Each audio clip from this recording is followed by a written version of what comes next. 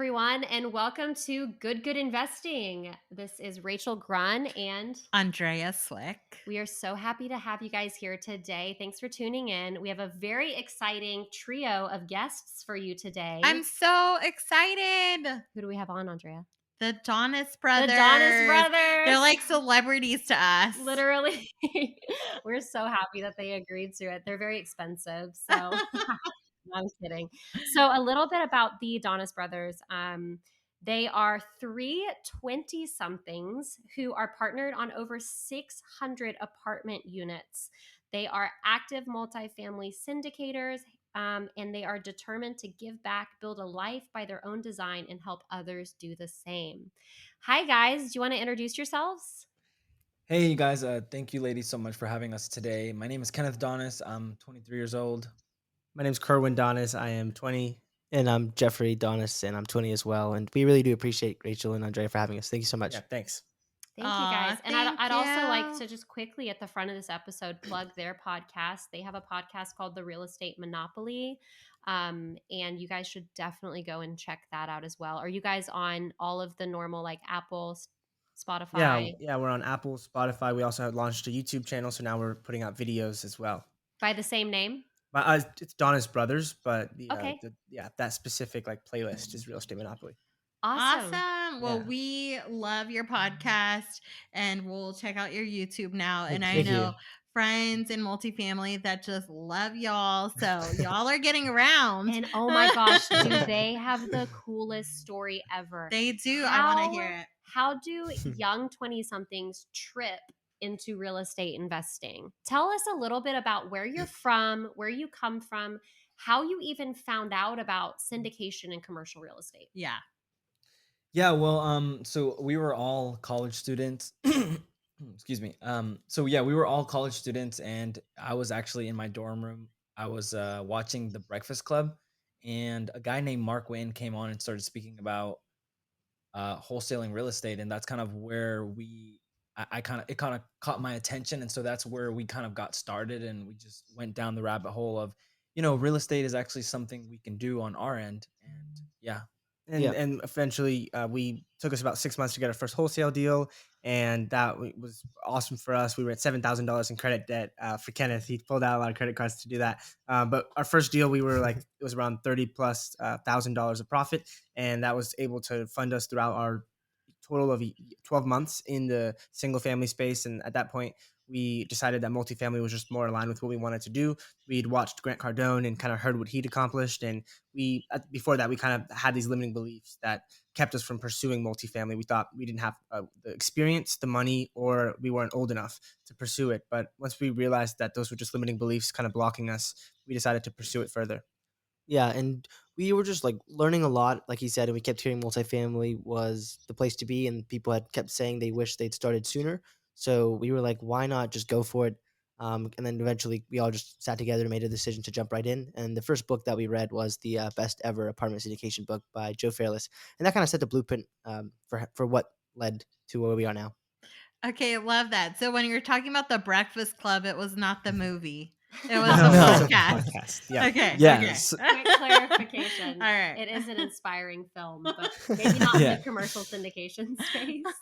So I love what you brought up about mindset and limiting beliefs. Andrea and I really believe in the power of the mind. So do you want to talk a little bit about maybe some hurdles that you guys had to overcome, maybe specific examples in your career as a very young syndication trio? Yeah, I can start. So, I would say like the first step when first event we went to, for example, everyone was a lot older than us, and we already knew that. In single family, a lot of the investors are relatively younger than most people in the multifamily space. It tends to be a lot more sophisticated people in the multifamily space. They tend to either already be wealthy or maybe come from wealth. We didn't have that much money when we got into it, so that was like the first initial things that we kind of had to overcome was just the imposter syndrome, as a lot of people like to refer to it as. But really, what we first started just doing was surrounding ourselves with people that were doing deals, and slow and steadily we started educating ourselves, and that's really where you kind of start removing that imposter syndrome, and then eventually you do your first deal. But I'll pass it on to my brothers. Yeah, I mean, I would say As an entrepreneur, I mean, really anyone in life, I think life just has its ups and downs, and what we've learned, starting off in our earlier, pretty much coming from our earlier entrepreneurial days, in wholesaling, we learned that with every down, there's always an up that comes, and it's just like the law of the universe, you could say, right? So literally every single time that something was not going right, like a few days later or even a week later or however long, there's just a huge win after, being in the trenches for a few days or so. So I think that just continuing on with, and being persistent and continuing not letting anything get to you, has kind of really, just been, something to our success. Yeah, and one of the main things we had eventually, and then I'll pass on to Kerwin. We since we were so young and we lacked that experience in the space, we quickly, when we were cold calling brokers, we realized that we were going to need some type of track record. But wait, we couldn't. You can't make that up. You can't like create it. So, what we needed to do was find like a mentor who would be able to partner on deals with us, and that's how we met you all. And I'll pass it on to Kerwin. Well, then I don't really have much to add to that. So Gosh, that is so great. And one thing that we like to talk about a lot is that anyone can start anywhere. And you guys started, you're 20 and 23, right? And did you come, are you trust fund babies? Did your parents give you $2 million to start? Like, tell us about kind of your upbringing and where you yeah, guys come from. yeah. So my mom was born in Guatemala, and she came here when she was 18. And we were born in New York, and we actually were raised in North Carolina because New York is really expensive, and she couldn't buy a house there. And so we grew up with a single mom. We were low income, and growing up, I mean, I would say we were all kind of focused on school. They played sports, but we were not wealthy. No one in our family did real estate, and there wasn't really any exposure to investing or entrepreneurship. And that wasn't until we read that book, the Purple Book, Rich Dad Poor Dad. And before then, I always like to kind of refer to a time when I would look online and look at like how can I succeed in life, and it would always be in the context of a job. So I would look up like what highest paying job can I get. No one ever told me that it was an option to invest in real estate or start a business. Yeah. And so once I did read that book and I kind of started going down that rabbit hole, I continued to break paradigms. And I think for us, we didn't come from money, but wholesaling allowed us to invest in a mentorship group that allowed us to kind of cut some learning curves and leverage other people's experience. And that's what's allowed us to now be partnered on over 600 units. So I think it doesn't matter where you really start. It's just important to understand like you can do it if you want to. Yeah, I That's the love American that. dream. Like, that is the Absolutely. American dream. I know when your mom moved here from Guatemala, that is probably exactly what she envisioned for your future. Is she so proud? Yeah, she is. I mean, at first she wanted us to graduate college. So, Yeah. that was a shift for her for sure. But I think we're teaching her that schooling and education doesn't have to happen in the context of a classroom or with a diploma. You Yeah, can do It that so on doesn't your have own. to good. be And institutionalized. Yeah. exactly. And you In can fact, save the debt, right? You don't have to Nope, have student 100%. loan debt. yeah, and in fact, I mean, personally, I know that they don't really teach how to become financially, like they don't really teach financial literacy in schools at all. Yeah. So they really teach you, go out, get a job, but they don't teach you how to, one, get money and get money to work for you so that your money grows and your wealth grows, and how to be smart with your money and So things, you're what not what to continually buy. just trading hours for income. Hmm. Exactly. Yeah. Yeah. Y'all are in such a good place. I went through a lot of school, let me tell you. And I wish that when I was 20, I would have known about multifamily. So y'all are going to be like owning your own private planes in the future. I just know We it. both Appreciate move it. over Thank you. Jonas Brothers. It's all about the Donis The Brothers. Donis Brothers. I'm sure you get that all the time. We do. Yes, we do. We actually got that this morning At the at the gym. gym. That's so funny. Okay, but like, who's Kevin? Who's Yeah, Nick? Kerwin. I would say my name's Kerwin, so it's the closest. Yeah. But Yeah. he's Yeah, the fair lamest. No, enough. I'm just kidding. Fair enough. Fair enough. That's so good. So you said that you started out wholesaling in single family. Is single family still a part of your portfolio or something that you actively pursue? So don't actively pursue it, but we do have one single family rental that, we would like to potentially sell it here in the near future. But yeah, right now it's just a rental for Yeah. us. But yeah, not actively pursuing at all. Pretty much focused, full fledged on Multifamily. multifamily at the moment. So you have over 600 units in your portfolio. Is that only in North Carolina, or where are you guys investing? Great Yeah. question. um, So we're co-sponsors on a few deals as of now. We're hopefully after the end of this month, it'll put us a little, I think, over 1,000 that we're co-sponsored on, and two of them are in Jacksonville, Florida. The second one, once it Yay. closes, will be that's the second one there. We have one in Waco, Texas, and then the other one is at Atlanta, and we're working on another one in Atlanta. So hopefully that one, So all everything across the country. goes. Yeah, Yeah, well, yeah, mainly southeast. Midwest, just Texas, one property, and then everything else. Now we're hyper focused on the Southeast. Yes. Very Of cool. course, I knew these things, but I want our listeners to know too Yeah, that yeah, yeah. what's so important about commercial real estate investing is that you can invest outside of your backyard, Right. right? Yeah, no, Yes. Go where 100%. people are Yeah, moving to. Yes. And yeah, that's definitely yeah. where people are moving to. Where where it has an affordable cost of living and it's a Yeah. landlord friendly state, Yes, Yeah. exactly. meaning And that the it's cool, easy yeah, to evict non-paying tenants. 100%. And the cool thing about multifamily is that you can have like the team aspect is very different from the single family space. For example, like on our deal in Atlanta, we have boots on the ground, and one of our partners will live like an hour away or less than an hour away, so that if something comes up and he has to travel there, he can. Versus a single family, it's hard. I would assume you can have like a property management company, but we're gonna have the property management company and one of the owners live very close, just so that in case something happens, you don't have to do that yourself. In single family, it's typically harder to come with a big team.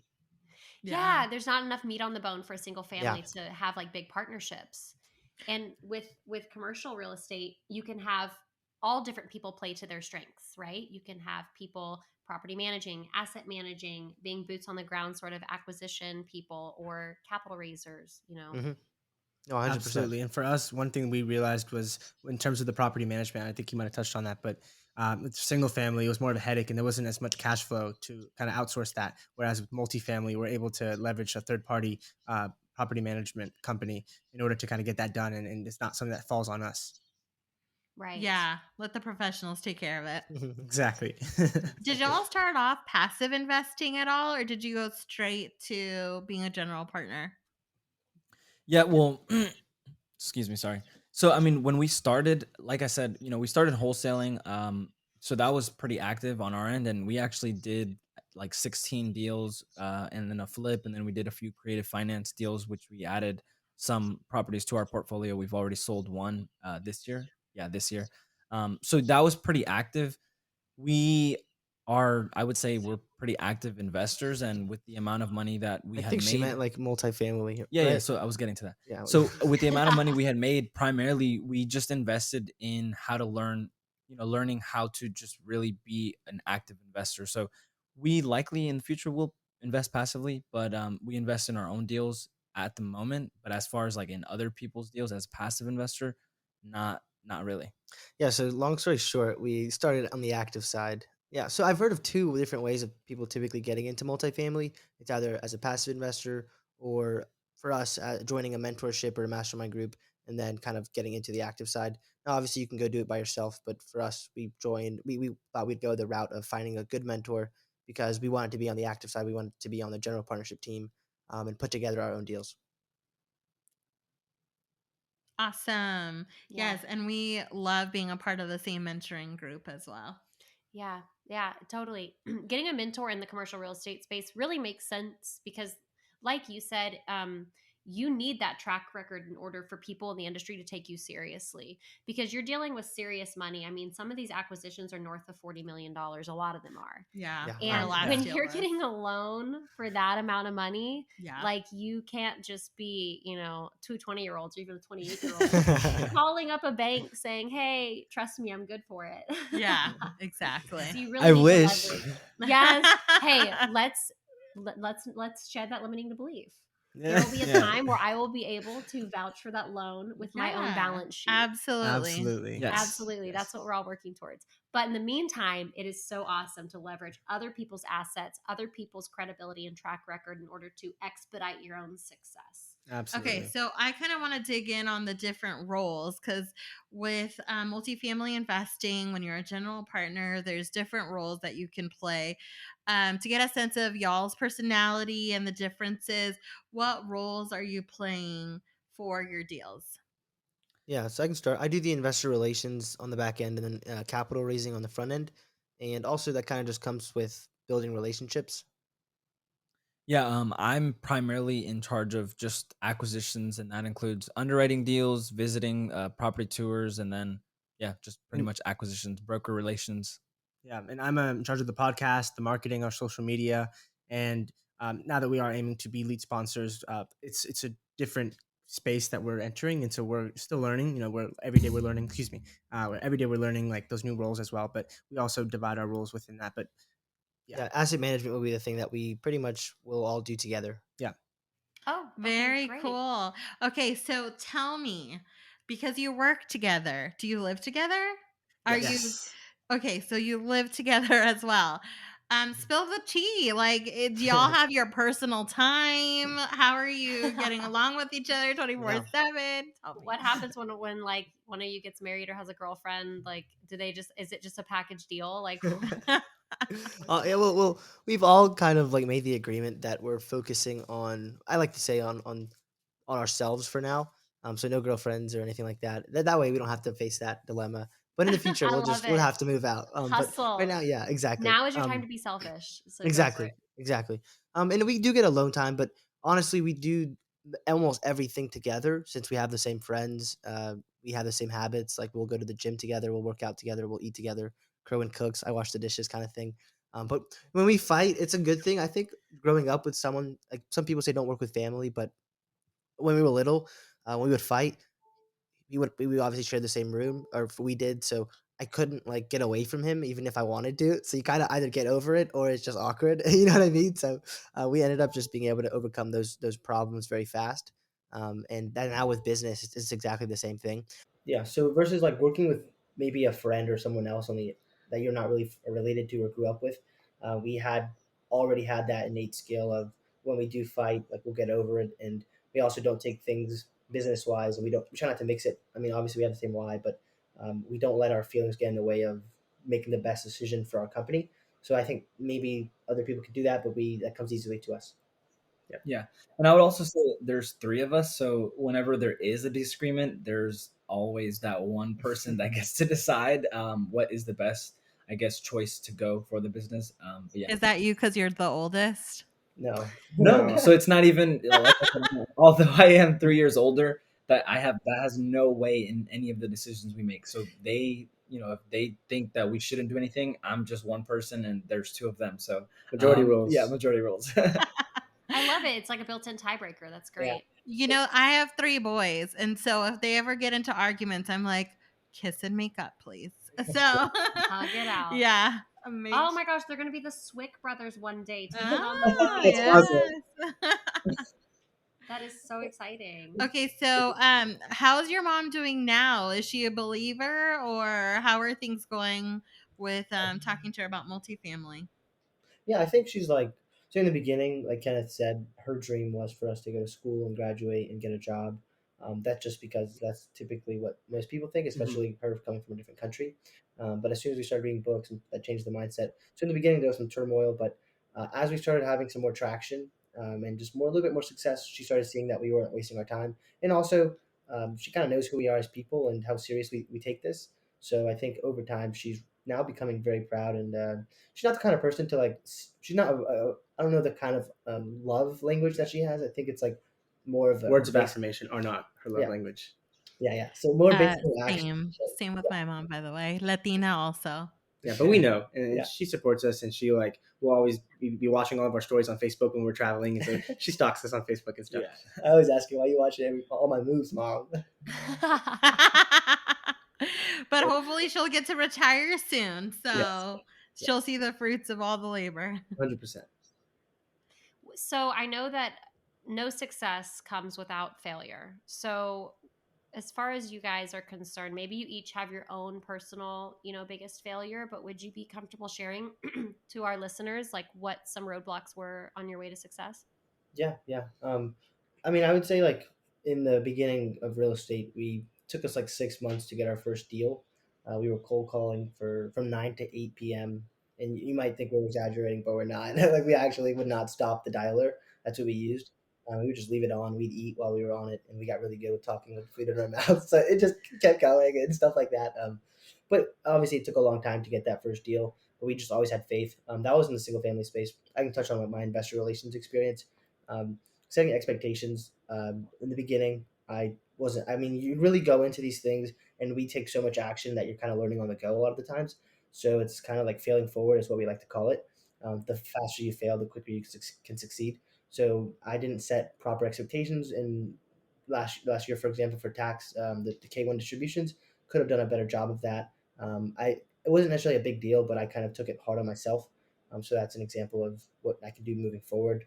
Set proper expectations with your investors, whether that's with K1s or closing dates or how a property's going in regards to the business plan, all that. Just making sure that they understand what having that clear expectation.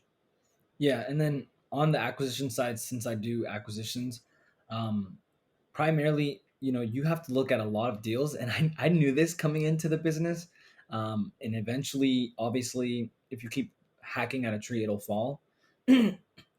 But I have looked at a ton of deals, and then finally we found the deal. So we've been in best and final for a lot of deals. We've submitted a ton of LOIs, some in which we thought we had a really good chance, and we did, but either we submitted like a day late, or we just weren't awarded the deal for some reason. So I would just say just continue going, continue looking at deals, continue touring properties, meeting the brokers, and eventually one will fall, and you'll get awarded a deal. Quickly, can you just quickly describe for our listeners what an LOI and what a best and final is? Yeah, so an LOI, so it's got a little bit different than single family. So in single family, usually people just send, I guess, an agreement. But in multifamily, it's more traditional to send a letter of intent, which is an LOI, just basically stating some of the terms that you and the seller are agreeing upon to include within the contract, and then just verbal agreement, or I guess written agreement, that you guys are being awarded the deal, that this is the price and the terms, and you both are accepting those price and terms. Now, it's not a contract, so the seller could technically just walk out, or just take the LOI away, until you're under contract. And then best and final. So usually there's you submit an LOI to the broker, and then usually they'll tell you, hey, you've made best and final, which just means you have an extra week. Here are updated information that you might need to make your best and final offer, and then we will choose the best and final. So that means increase your price, or make your terms better, like quicker close or more earnest money, things of that nature.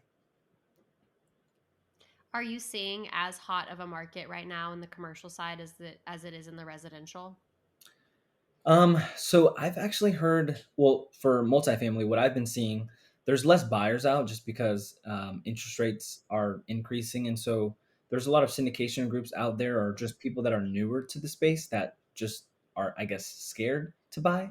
Um, so I would say there's less buyers, which means that the pricing is not as hot as or as high as pricing was 6 months prior, or even 12 months prior. So I would say pricing, I wouldn't say it's necessarily dipping, but it's definitely not as, people aren't as aggressive. And so I'd say, getting properties at definitely a good price. We've always been, but yeah, they're not as competitive now. And then single family, from data that I've seen, there's, like I said, higher interest rates means your mortgage payments are higher, or your mortgage payments are higher, which that affects people in debt to income. So it prices out some people, meaning that there are less qualified buyers. So same situation. There's actually been more price reductions in the last few months because of interest rates. And so I'd say prices are, I wouldn't say they're slipping, but they're starting to in single family for sure. Which is a great, I think, omen for us buyers. Yeah, It definitely. makes it a lot less competitive. But Kerwin, I don't want to skip you. Do you want to talk a little bit about any personal or business failures that you've experienced in the past couple of years?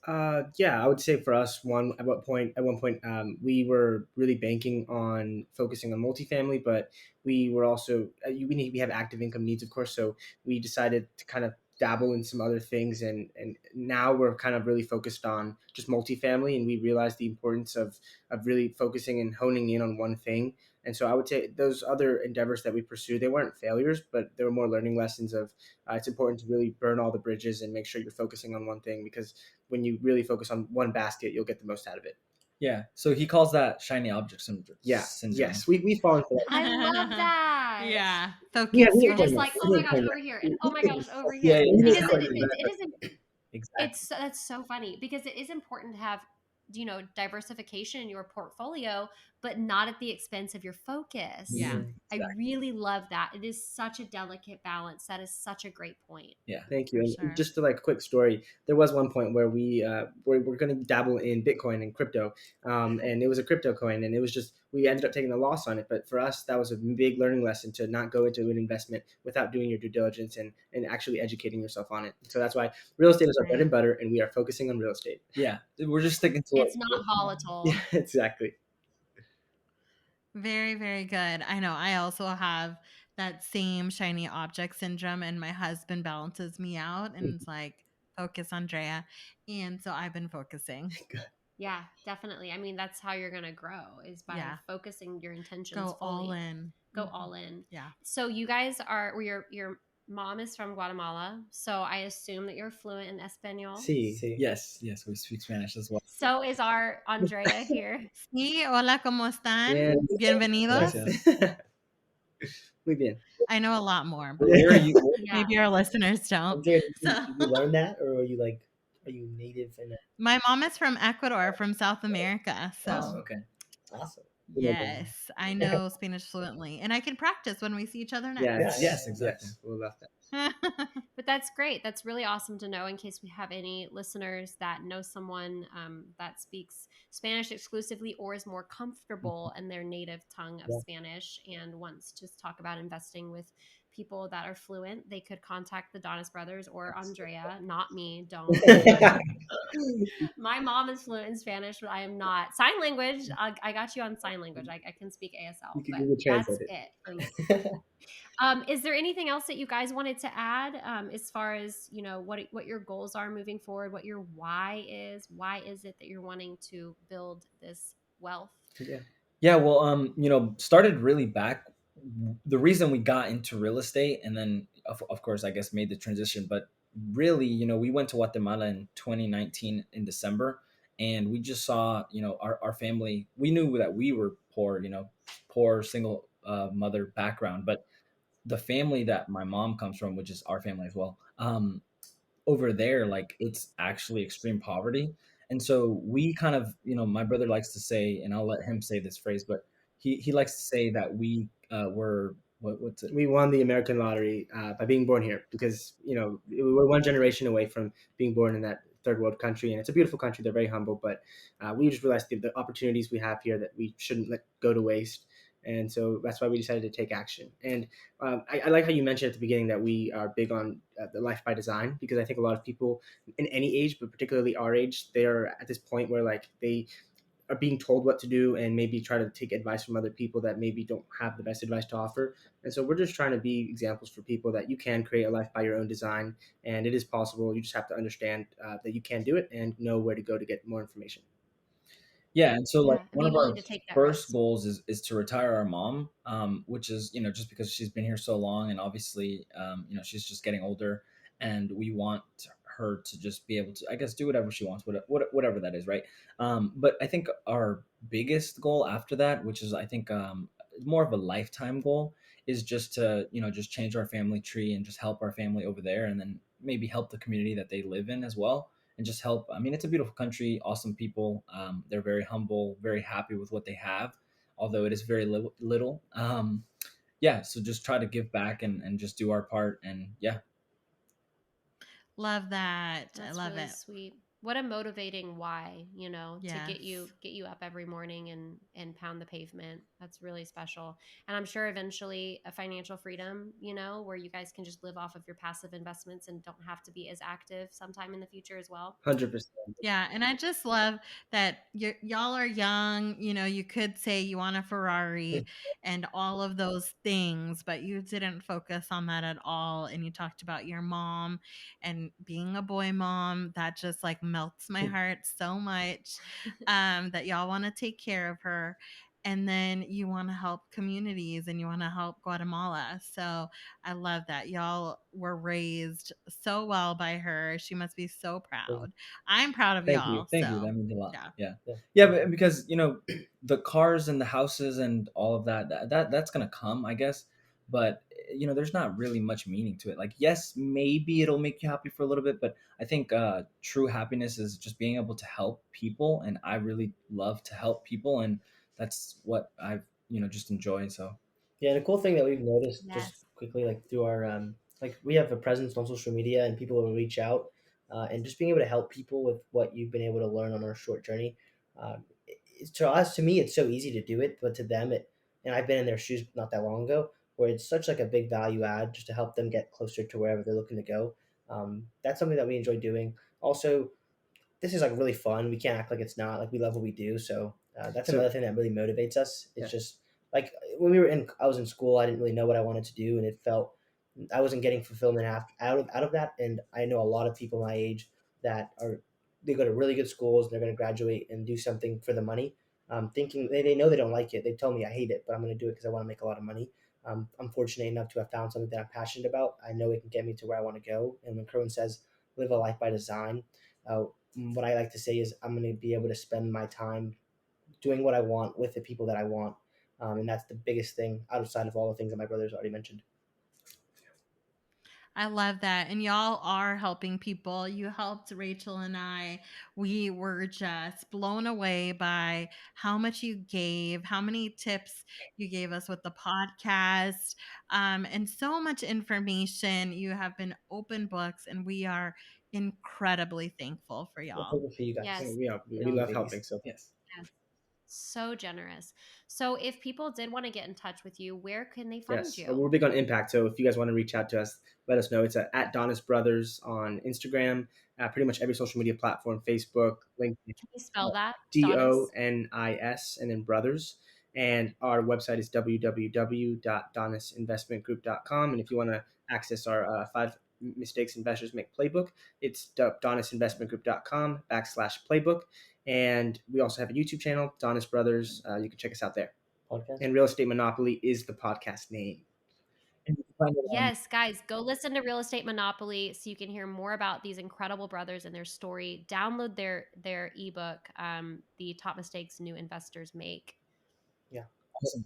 Thank you Yeah, so much. thank you Rachel. guys so Thank you much so for much having for us having us. on. This was a blast. And thank you, Rachel. Thank you. Thank you. We will see y'all Absolutely. soon. Yes, we'll see you soon. Bye. Bye.